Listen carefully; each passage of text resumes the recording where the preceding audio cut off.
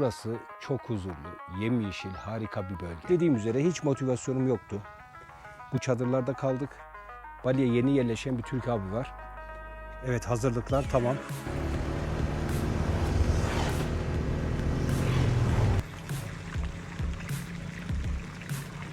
Dediklerinden çok daha hasta olduğunu öğrendim.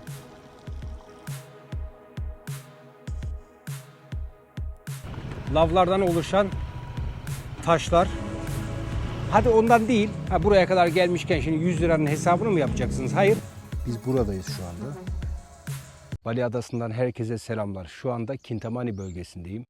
Burası çok huzurlu, yemyeşil, harika bir bölge.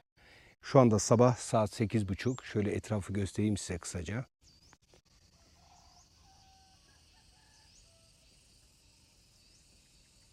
Dün burada ateş yaktık. Şu çadırlarda kaldık. Bakın şu soldakinde ben kaldım. Bir tane Türk abi var. O da yeni yerleşti. Onunla birlikte geldik. Şöyle göstereyim içerisini.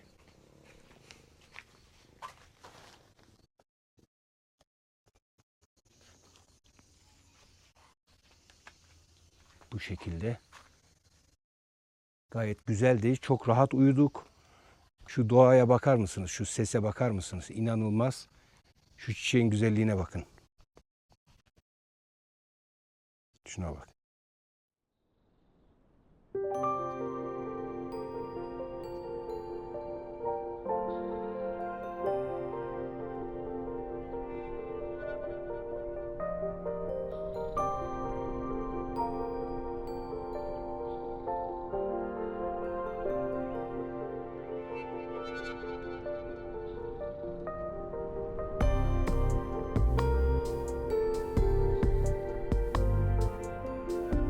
Size burayı biraz göstereyim nasıl bir tesis diye. Burada kamp alanları çok var Kintamani bölgesinde. Yani lüks otellerden ziyade eğer buralarda bir gün 2 gün böyle yerler de seçebilirsiniz. İlla çadır olacak diye bir şey yok. Bakın burada biz çadırı tercih ettik. Ama şöyle yerler var mesela. Bungalov evler var. Bunlarda kalabiliyorsunuz. İçerisinde duş, tuvalet her şey var. Eğer çadırda kalıyorsan duş, tuvalet burada. Göstereyim.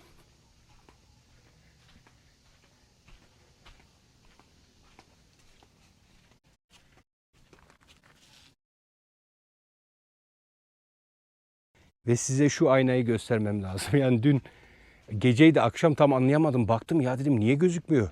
Tam olarak ondan sonra fark ettim. Baksanıza şuna. Ayna böyle. Hemen videonun başında kısa bir hatırlatma yapmak istiyorum. Beğeni ve yorumlarınız çok önemli. Bu şekilde videolar tabii daha fazla kişilere öneriliyor. Bu desteği de sizden bekliyorum. Biliyorum ki birçoğunuz severek de izliyor. Tabii unutulabiliyor. Bunu unutmayalım lütfen. Abone olmak zaten ücretsiz. Abone de olursanız sevinirim. Tabii ülkemizde şu anda sıkıntılı bir dönemden geçiyor. Protestolar var ülke genelinde. Bunu biliyorum. Şimdi 10 gündür video çekmiyordum. İnanın motivasyon olmuyor. Bak gerçekten söylüyorum. Yani belki şey diyebilirsiniz. Hani video karşısında olduğu için veya seyircilere hani şey yapmak için öyle söylüyor. Hayır öyle değil. Gurbette olsak da ben 30 yılım zaten gurbette geçti. Ama her zaman ülkemizi, vatanımızı sevdik. Sevmeye devam ediyoruz. Üzülüyoruz. Güzel haberde seviniyoruz. Kötü haberde üzülüyoruz. Bundan emin olun. 10 gündür hiçbir şekilde video çekmek istemedim. Aslında Kutay'a gittim, Sanur'a gittim, çok güzel yerlere gittim. Ancak dediğim üzere hiç motivasyonum yoktu. Instagram'dan takip edenler bilir. Story paylaşımları yapıyoruz.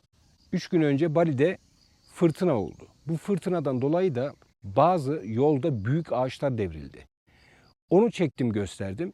Bir de gelen Türk abi motor aldık, satın aldık. Onu gösterdim. Amacım şuydu, işte motor kaça aldık. İşte bakın burada fırtına olmuş. Ağaç ama kocaman bir ağaç yıkılmış ve yol asfaltlı da yarısını yıkmış, devrilmiş. Onu gösterdim. Ya bir sürü mesajlar geldi, üzücü. Ya işte Türkiye'de o kadar protestolar var, olaylar var. İşte utanmıyor musun böyle paylaşım yapıyorsun? İşte ne bileyim, ya o kadar bir şeyi kırdı ki. Çok destek mesajı geldi. Ben de biraz sitem ettim tabii ister istemez. Çok destek mesajı da geldi. Yani ben şunu söylemek istiyorum. Zaten 24 saat haber kanalları sürekli haberler de veriyor. Bizim buradaki amacımız size aynı şekildeki haberleri tekrar tekrar storylerimizde, videolarımızda göstermek değil de benim burada yaşantım nasıl, neler yapıyorum, bilgi videoları, bunlarla size motivasyon olmak. Tabii ki insanlara burada motive olacak şekilde videolar hazırlamak, göstermek, amaç bu. Bundan dolayı lütfen yanlış anlamayın. Bakın şu anda mesela video çekiyorum. 10 gündür çekmedim. Bugün düşündüm yapayım mı yapmayayım ama şunu dedim. Ya çekmeyerek ne geçiyor ki eline? Yani ben video çekmeyip atmayarak neyi düzelteceğim? Hiçbir şey. Belki aranızda sıkılanlar var. İşte haberlerden, şu andaki gündemden böyle 15 dakikalık, 20 dakikalık, 30 dakikalık videolarla biraz huzuru görebilmeniz, buradaki atmosferi size aktarmak. Amaç sadece bu. Lütfen bunun için de anlayışlı olalım. Bir başka üzücü haberim daha var. Şu çiçeğin güzelliğine bakın. Onu da birazdan söyleyeceğim sizlere. Maalesef her zaman her şeyimiz dört dörtlük gitmiyor. Elimizde olmayan bazı şeyler bizi çok üzebiliyor. Ben de şu anda öyle bir durumdayım. Ben her şeyimi sizlerle samimi bir şekilde paylaşan bir YouTuber'ım. Hiçbir zaman yapmacık olmadım. Olmayacağım da. Yani benim kanalım şu an 50 bin. 50 bin değil 150 bin olsun. 1 milyon olsun. Yine aynı Serkan'ı göreceksiniz. Aynı samimiyeti göreceksiniz. Birazdan bahsedeceğim. Ailevi bir durum.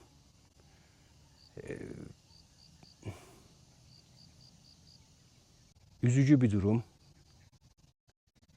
İşte biraz huzur toplamaya, biraz enerji toplamaya geldim buraya aslında. Kintamani'ye.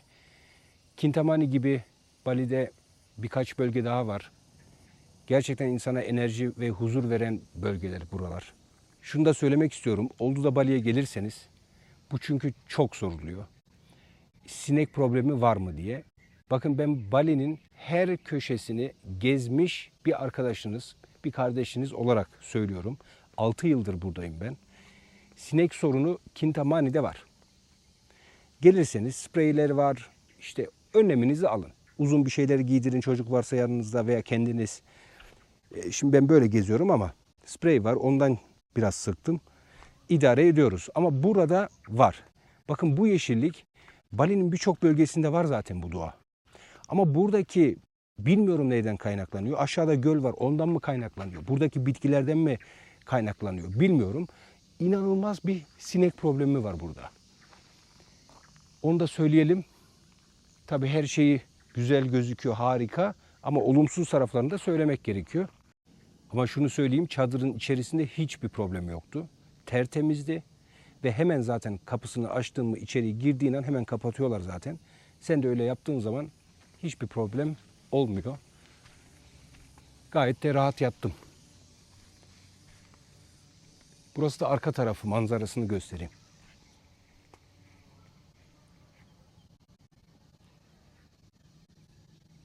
Abi günaydın. Günaydın.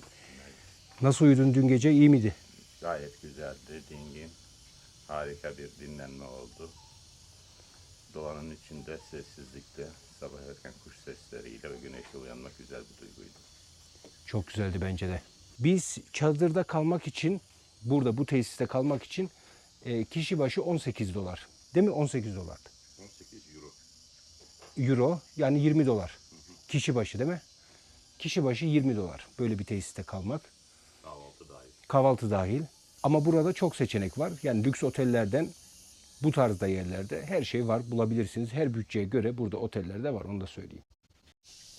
Bu tesisin adı da Kintamani Adventure. Şimdi kısaca hazırlığımızı yapıp yola çıkıyoruz. Birazdan sizi burada Kintamani bölgesinde 40-45 derece termal sular var, sıcak. Kükürtlü. Bu hem deri için hem kemikler için çok faydalı. Müthiş dinlendiriyor. Oraya gideceğiz. Orayı göstereceğim sizlere. Orada devam edelim. Bu arkadaş burada çalışıyor. Bana eski fotoğrafları gösteriyor. Bakın burada 1926'da çekilmiş bir fotoğraf. And we are here. Yeah, this village here. Biz buradayız şu anda. And the village down there. Bakın burada da şu anda da böyle gözüküyor orijinali.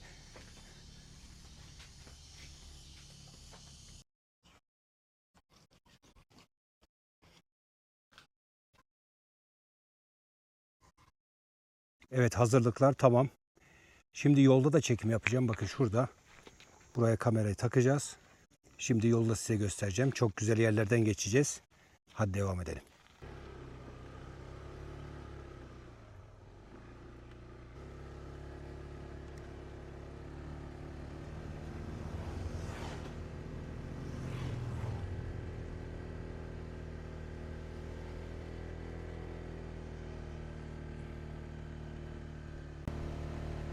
Burayı tavsiye ederim. Gayet ilgililer. Çok güzel hizmet vardı. Ateş yakmada dün bizlere yardımcı oldular. Ne istediysek getirdiler, yardımcı oldular. Gayet gerçekten hizmetler güzeldi.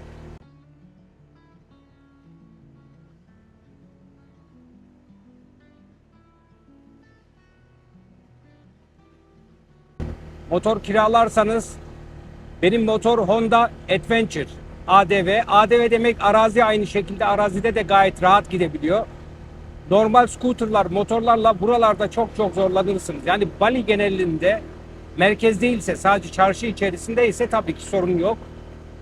Ama dağ bayır gezeceğim ben, göreceğim, doğanın içerisine gireceğim diyorsanız kesinlikle büyük motor alın. Ve en iyisi de şu Adventure dediğimiz benim motordan ADV tavsiye ederim.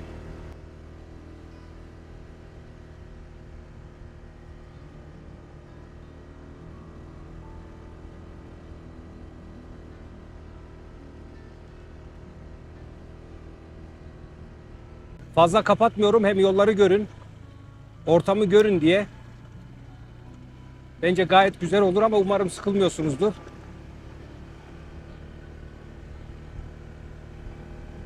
Şu güzelliklere baksanıza. Her taraf yemyeşil. Kintamani'de gördüğünüz ağaçlar çok farklı. Farklı bitkiler, çiçekler var. Bali'nin diğer bölgelerine göre kesinlikle çok farklı.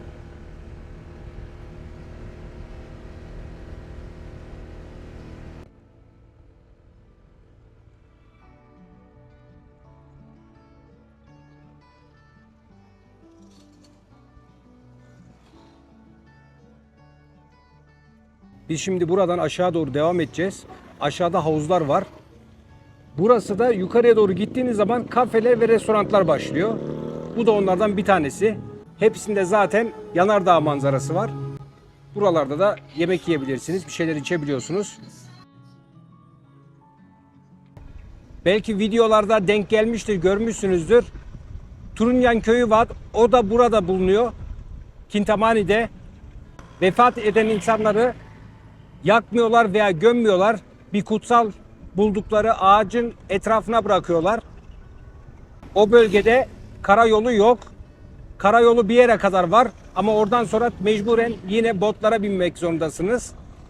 Eğer oraya gitmek isterseniz pazarlık şart, çok pahalı diyorlar. 80 dolara, 100 dolar ama sadece 10 dakikalık yer aslında tekneyle oraya gidiş. Çok yüksek söylüyorlar, bilginiz olsun, ona göre pazarlığınızı yaparsınız. Burada da otel ve restoran var karşımızda.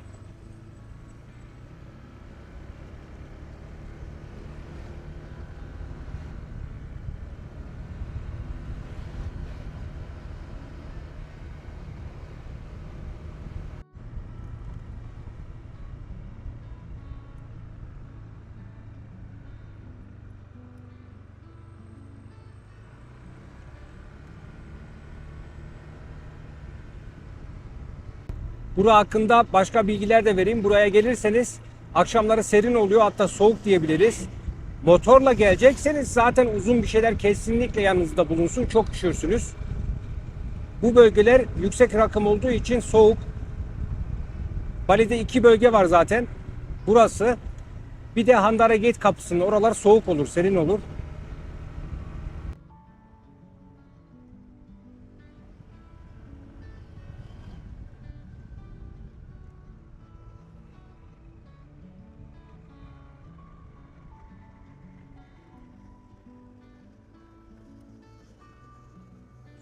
Güzel manzaraya baksanıza ya. Gözüküyor umarım.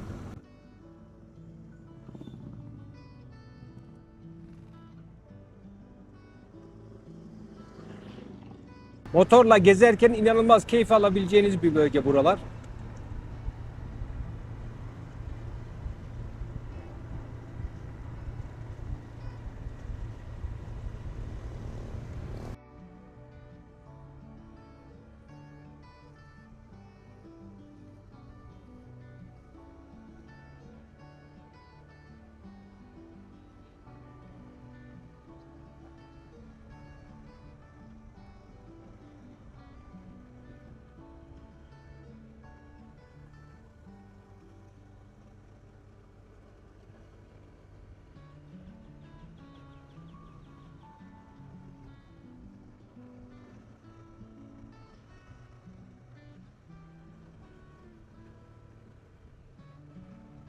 Mesela bu ağaçlar ben Bali'nin başka hiçbir yerinde görmedim. İnce ve uzun ağaçlar var burada. Çok güzel değil mi? Baksanıza sıradan bir yol burası. Sağımız, solumuz her taraf yemyeşil zaten. Şöyle sadece bir yol açılmış öyle düşün. Başka hiçbir şey yok. Her taraf yemyeşil ağaçlar.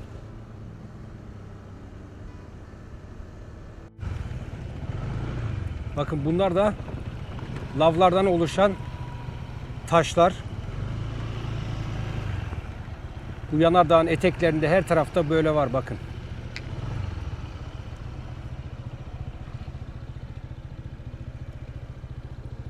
Evet geldik. Havuza gireceğimiz yer burası. Ben burada giriyorum. Nedenini de söyleyeceğim sizlere.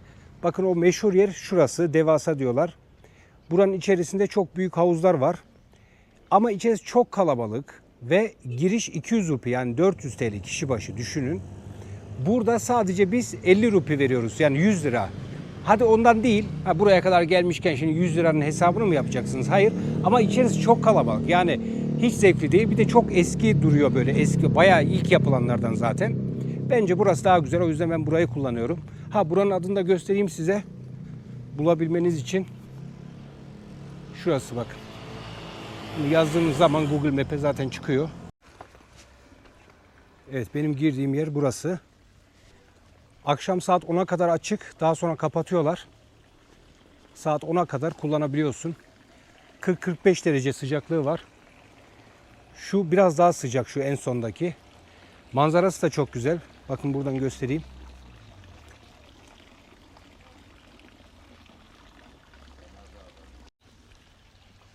Buradan da manzarası böyle. Bu daha yeni doluyor. Şu dolmuş.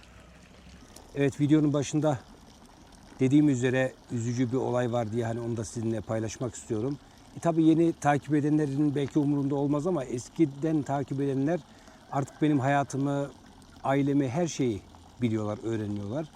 Onlara da böyle bir kısaca bilgi açısından. Şimdi benim ailem Almanya'da yaşıyor. Annem hasta. Kardeşimle konuştuğumda benden saklıyorlardı. Dün aslında dediklerinden çok daha hasta olduğunu öğrendim. Bu da benim inanılmaz bir motivasyonumu düşürdü. Yani bu beni çok üzdü. Almanya'ya gidemiyorum, şöyle gidemiyorum. Almanya'da ilgili bir sıkıntım yok ama vize olayları var. Bu vize meselesinde de ben 5 yıl Almanya'ya giriş çıkış yapmadığım için benim oturma sürem, yani oturum iznim süresiz normalde. Ama 5 yıl giriş yapmadığın zaman iptal oluyor. Benim de iptal oldu. Şimdi Almanya'ya gidemiyorum. Kardeşime rica edeceğim onu Türkiye'ye, Ankara'ya getirsin diye. Ben de Ankara'ya gelip annemi orada görmek istiyorum. Böyle durumlar var. Yani önümüzdeki günlerde, aylarda, haftalarda bakacağım duruma göre. Türkiye'ye gelip biraz annemle vakit geçirmek istiyorum orada. Durumlar böyle. Videolar gelmeye devam edecek. Çünkü video çekmeyerek, kendimi bir yerlere kapatarak hiçbir şeye varamayız. Hayat devam ediyor. Hayat devam edecek. Bu dünyanın kuralı bu böyle. Beni izleyenler şu anda belki aranızda annesini kaybetmiş olanlar vardır. Hasta olanlar vardır. Benim durumda olanlar vardır. Böyle bir durumdan geçiyorum. Benim burada şu anda Bali'de mutluyum, huzurluyum ailemle. Hiçbir sıkıntım yok. İşlerim güzel gidiyor. Ama her zaman tabii elimizde olmayan şeylerden dolayı da maalesef üzülebiliyoruz. Böyle şeyler oluyor.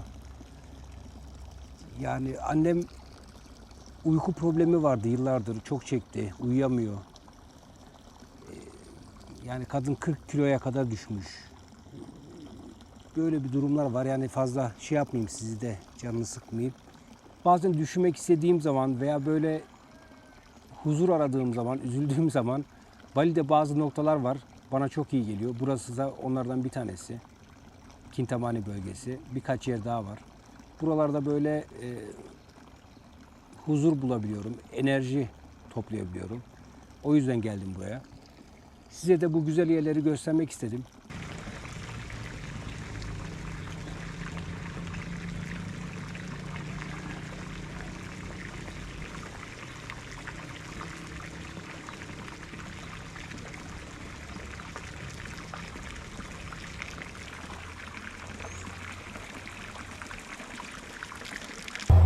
Şimdi hava yağmurlu.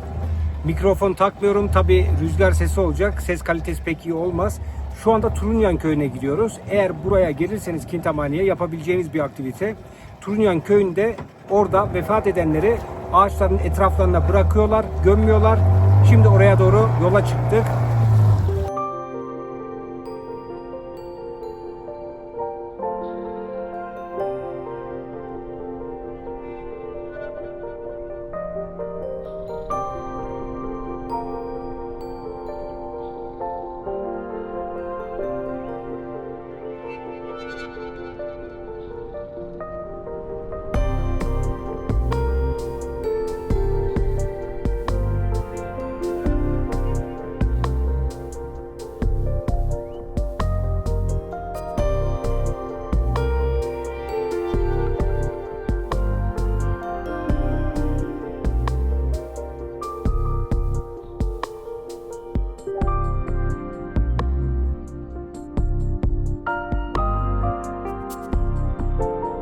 Evet, geldik. Şimdi bu Turunyan köyünün içerisine geçeceğiz. Oraları göstereceğim sizlere.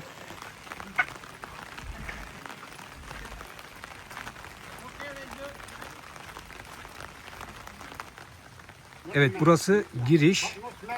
Böyle rehberler var burada. Bu rehberler sizi gezdiriyor. Bahşiş istiyorlar. Verirsiniz yani 20, 30, 40. Gönlünüzden ne koparsa. Kutsal ağaç dedikleri şu karşıda.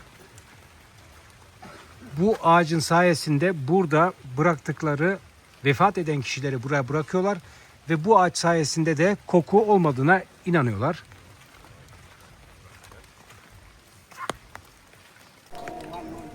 Bu yerde gördüğünüz tüm eşyalar buraya getirilen vefat eden kişilerin özel eşyaları. Bakın burada da bir hafta önce getirmişler. Şu an burada şöyle göstereyim. Fazla yakın çekmeyeceğim. Görüntüler tabii rahatsızlık verebilir. Fazla yakın çekmeyeceğim ama burada 1, 2, 3, 4, 5, 6, 7, 8, 9 tane var. See your dead body here or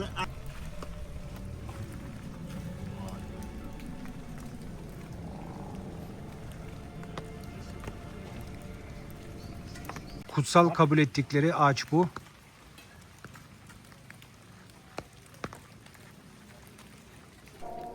Daha sonra burada çürüme işlemi olduğu zaman kemikleri sağa sola atıyorlar. Kafa taslarını da buraya bırakıyorlar. Burada resimleri de bırakmışlar. okay video? Thank you. Okay, check around. One more. Ben daha önce buraya 3 defa geldim. Ama her seferinde bir daha gelebileceğim bir yer. Şura için değil. Yani orayı gördüm zaten ben. Ama şu manzara çok güzel. O gelirken baksanıza şuradaki çevre inanılmaz güzel bir doğası var buranın.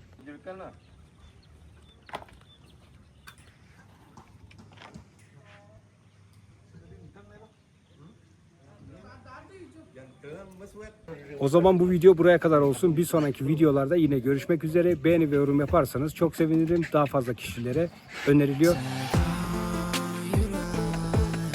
Onu derler müzikler, gezip de görelim dünyalar. Herkes bizden bir yer var, gel ve tadını çıkar. Yıllar beni yollara koydu, ben tamamladım durdum gel. Yok yok bize hiç engel. Yol arkadaşım olsan ki zaten böyle güzel.